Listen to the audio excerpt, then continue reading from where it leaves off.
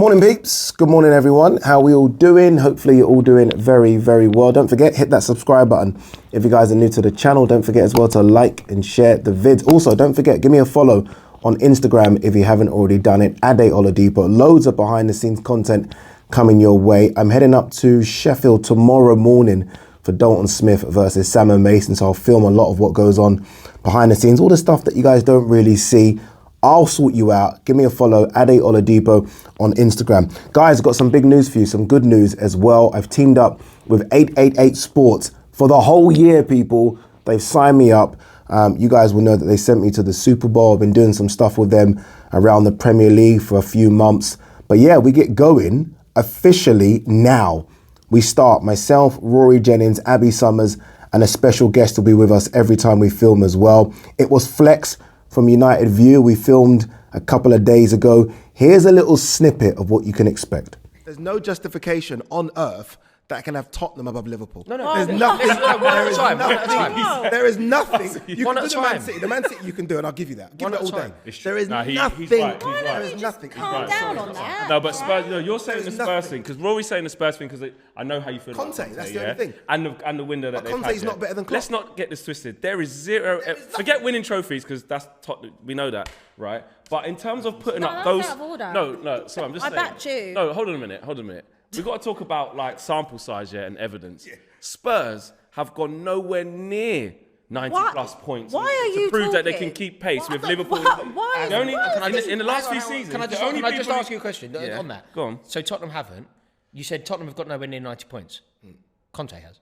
I think the power of Conteism as an ideology will overwhelm the pitiful thing that is the pitiful concept of Spursism. So he's gonna change their whole. I think Conte is a stronger force than Tottenham. Yeah, but I don't think Conte, and this is the difference, is a stronger force than Klopp.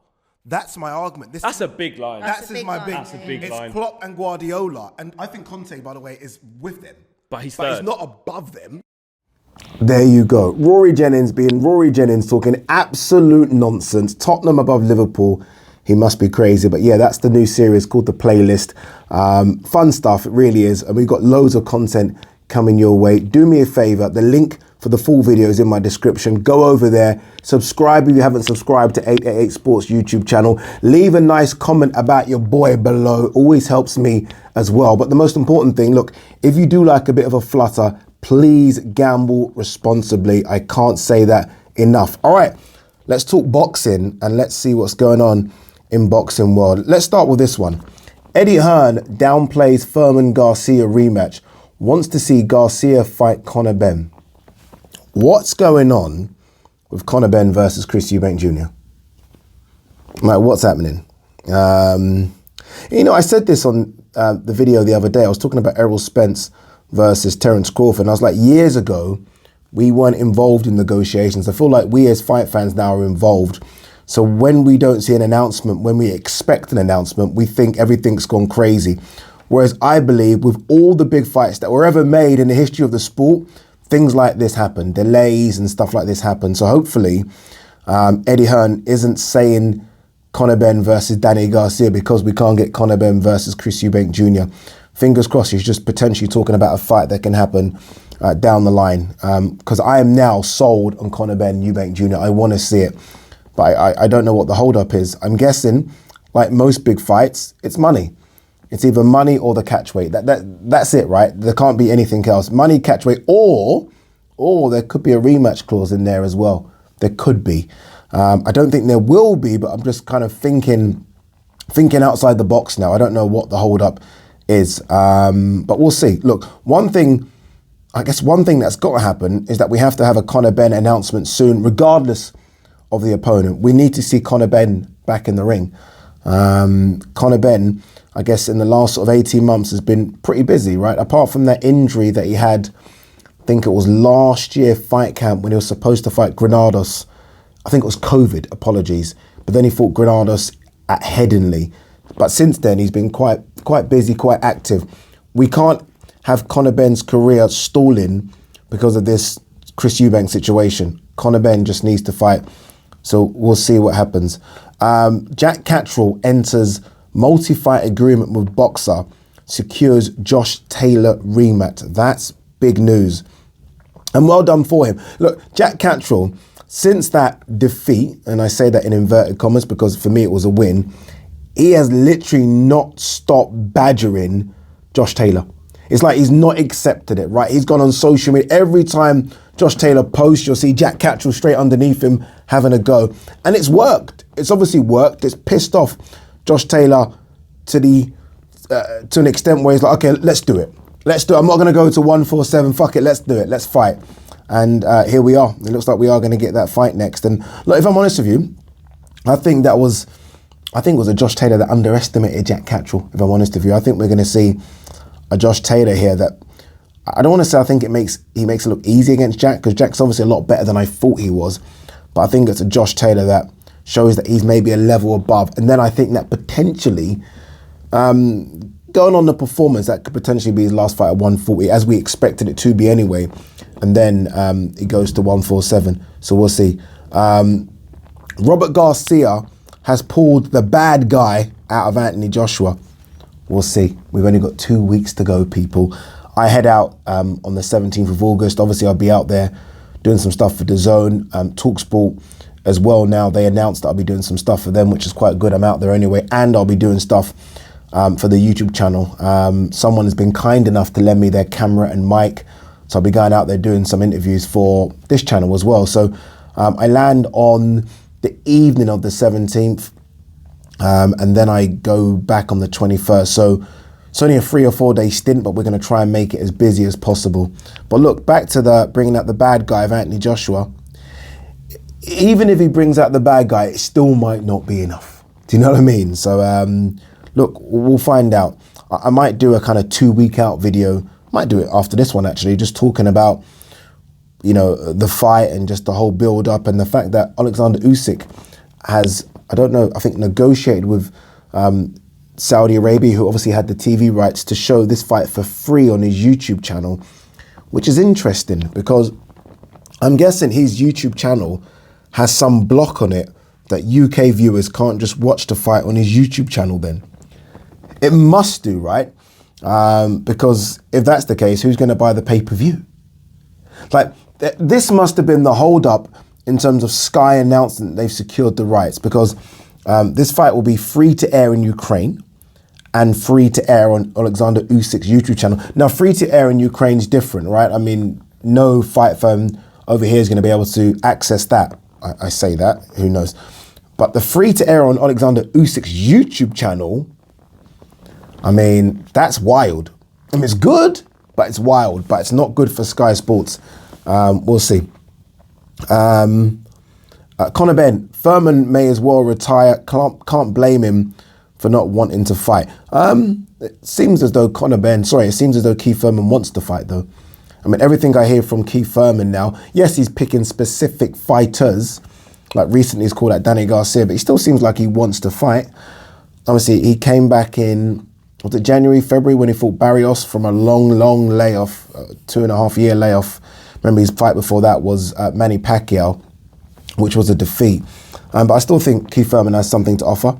I think he's still better than a gatekeeper at 147.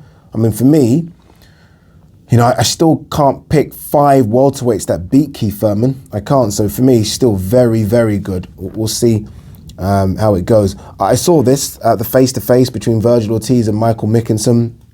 Good luck to Michael Mickinson. Great guy, very confident. As I said a few times, Virgil Ortiz, I think, will win. And, you know, I'm not Einstein for saying that, but I think Michael Mickinson will cause him problems. Trust me, his style is very, very awkward, and you can't find sparring for that. You can find sparring for Virgil Ortiz because his style, although he's very good, it's still quite very basic, isn't it? You know what I mean? Michael Mickinson's style is very, very awkward. This is interesting. Let's talk about this one first, actually. Joe Joyce, Joseph Parker, done. And I like how Frank Warren has labelled this Nowhere to Run. Love that title. It's an old Jean-Claude Van Damme film as well. It's good that this has been made. I didn't think this was going to happen, if I'm honest with you. Joseph Parker obviously signing this deal with Sky Sports and Boxer. So I thought the majority of these fights will be over there, but they've been able to work with each other. Obviously, Sky have said, you know, you can go over there. because we don't really have anyone for you to fight right now. If we're being brutally honest, that's the situation. Sky Sports don't really have that many heavyweights. So it's almost like, okay, go over there, fight Joe Joyce, make some money. It's on box office as well, which not quite sure how I feel about that. But look, you know what it is? We're so obsessed. We're so obsessed with Usyk, Fury, Wilder, AJ, and rightly so, right? Rightly so. We're in a good era of those heavyweights. I think we forget about some of the matchups that can be made just below them. Joe Joyce versus Joseph Parker is as good a heavyweight fight that can be made today. It's that Joe Joyce versus Joseph Parker will be and could be better than AJ versus Usyk from a standpoint of we're going to see action. Like, we're going to see action here because Joe Joyce forces you to fight. Like, he forces you. There aren't that many heavyweights that just force you to have a scrap. He forces you to get into a fight. And the Joseph Parker I saw against Derek Chisora will oblige. He will oblige. He will fight. He's so much better under Andy Lee now. I've always said it takes 3 or 4 fight camps to get in sync with your trainer. And I feel like we're starting to see him get in sync with Andy Lee. And by the time this fight rolls round, I think that'll be his 3rd fight camp under Andy Lee, I think. 2 Derek Chisoras in this one. Yeah, 3rd fight camp. I think we're seeing a better Joseph Parker. This is a fantastic fight. For me, 50-50. Honestly, for me, 50-50. Joseph Parker has the power, the speed, the accuracy, the strength to hurt Joe Joyce. I'm convinced of it. But Joe Joyce, we know, is a juggernaut, right? He seems to be able to absorb anything. But this will be the best fighter he's faced, by far. This will be the best fighter he's faced. Like, he's faced some good ones, but Trevor Bryant springs to mind. Obviously, Daniel Dubois was very young. But this is it. Joseph Parker, for me, off the back of that Derek Chisora performance, is a top 10 heavyweight. I think so. There aren't 10 heavyweights I can name that beat him. Joe Joyce is definitely a top 10 heavyweight. So we have 2 guys in the top 10 mixing it. Great fight. And again, congratulations to Frank and Ben for allowing a fighter from another network go over to another network, a rival network, and put on a fight. I love it. And I can't wait for this fight. I really can't. I struggle to pick a winner. Gun to the head, I'm going to go Joseph Parker, gun to the head.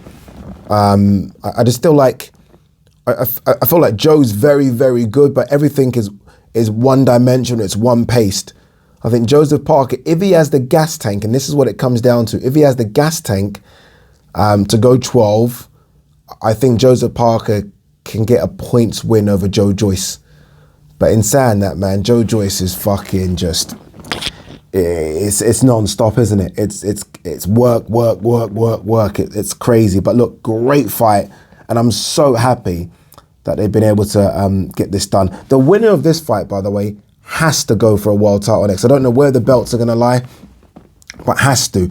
Ideally, if they don't go for a world title next, and no, I don't know what's going to happen. I wouldn't mind seeing the winner of this face Hrgovic. Obviously, Hrgovic is fighting on the AJ undercard against Zhang. Zhang, I think it is. Yeah, the Chinese heavyweight. Hrgovic should win that one. Wouldn't mind seeing the winner of that face the winner of this, because I still feel like we're going to wait. I'm not quite sure what's going to happen with the belt, especially if AJ wins. He's going to fight Fury. Then everyone has to wait in line again. But yeah, or the winner of this. Look, there's so many fights. The winner of this faced the winner of Andy Ruiz, Luis Ortiz. The winner of this faced Deontay Wilder, who's now back. So much. And Deontay Wilder is now back. I think we can officially say he is back. He's been putting in work. I saw the video of him sort of talking to Francis Ngannou. He's back. He's working. As I said, I head up to Sheffield tomorrow morning. I think I might be presenting the show. I wait to be told, but I'm on the show anyway. It's been billed as a next-gen show, and I think that's what it is. We'll see what Dalton Smith does. I'm very, very high on Dalton Smith.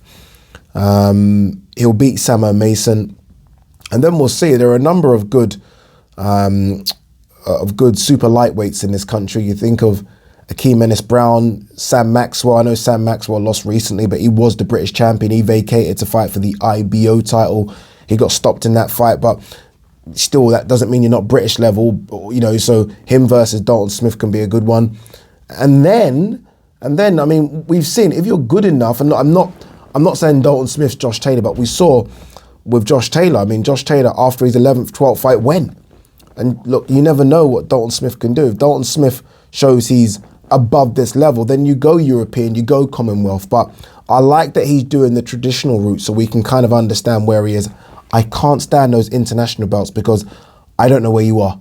I have no idea where you are. Dalton Smith wins this one. I know that he's above British level. Do you know what I mean? He's British champion. He's above British level. Then we'll know. Then we will know. All right. What's this one? Esparza. I think a rematch with Sinisa Estrada would be bigger than Taylor Serrano. I think you're thinking too much. No chance. No chance. Come on, Esparza. I mean, by the way, I like Sinisa Estrada, but Sinisa Estrada versus Esparza is nowhere near.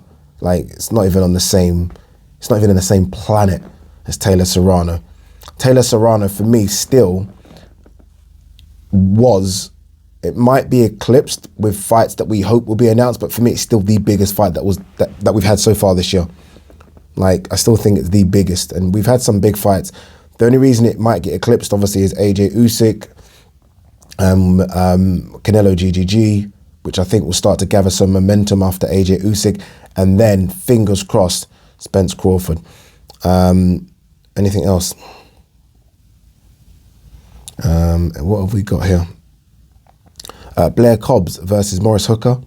I like it. Let's just see if Morris Hooker can get to the ring. He's missed a couple of his last fights that we want to see him in. He was rumoured to be fighting Alexis Rocha. He's rumoured to be fighting Conor Benn. I know there's been things outside the ring, but we'll see. We'll see. A bit here from David Hay. Joshua needs to make Usyk rematch a dogfight from the very first bell. Easier said than done, people. Easier said than done. Teofimo Lopez, I took over at 135. I'm coming to clean out at 140. I understand what he means by I took over because he beat the man that was the man in terms of Vasily Lomachenko, but you needed to do a lot more work for me to say you took over. Richard Comey and Vasily Lomachenko, then you got beat by Kambosos. That's not taken over. It's not like there wasn't a lot of other top guys in the division. You lost at 135 and then your ass has gone to 140. It's very, very different. Very, very different. All right. Is there anything else? There are little bits and pieces, but that is that. We're going to do a separate video tomorrow as we count down. I'll do it tonight actually and release it tomorrow as we count down to USYK-AJ. But guys, peace and love.